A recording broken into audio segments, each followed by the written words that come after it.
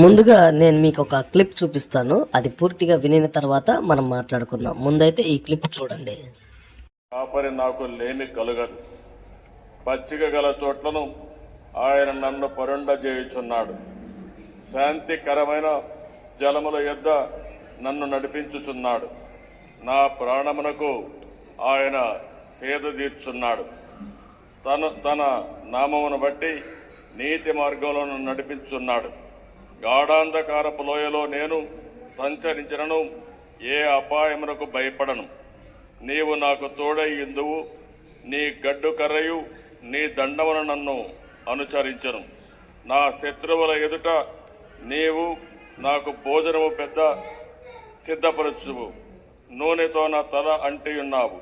నా గిన్నె నిండి పొర్లుచున్నది. నేను బ్రతుకు దినములన్నీ కృపాక్షేమలే నా వెంట వచ్చును. చిరకాలం యెహోవా మందిరములో నేను నివాసము చూశారు కదా, ఈ క్లిప్ కొంతమంది మాకు ఫార్వర్డ్ చేశారు. అన్న దీని గురించి మాట్లాడాలి, మీరు ఖచ్చితంగా దీని గురించి మీరు మాట్లాడాలి అన్నప్పుడు ఆ వీడియో గురించి మేము వెరిఫై చేస్తే సుమారు ఒక 4 సంవత్సరాల క్రితం గుంటూరులో సెమీ క్రిస్మస్ జరిగితే, ఆ సెమీ క్రిస్మస్ జరిగినప్పుడు నారా చంద్రబాబు నాయుడు గారు ఆ బైబిల్ పట్టుకొని దేవుని వాక్యాలు చదివారండి. కీర్తనల గ్రంథం గురించి ఆ వాక్యం అనేది ఉంటుంది. ఆ వాక్యమే నారా చంద్రబాబు నాయుడు గారు చదివింది. ఇది 4 సంవత్సరాల క్రితం గుంటూరులో జరిగిన సెమీ క్రిస్మస్లో జరిగిందండి. కింద వెంటనే కామెంట్లు పెడుతున్నారు, కొంతమంది కామెంట్లు పెడుతున్నారు.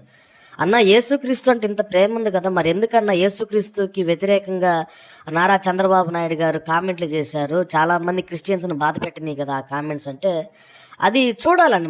మనం అన్ని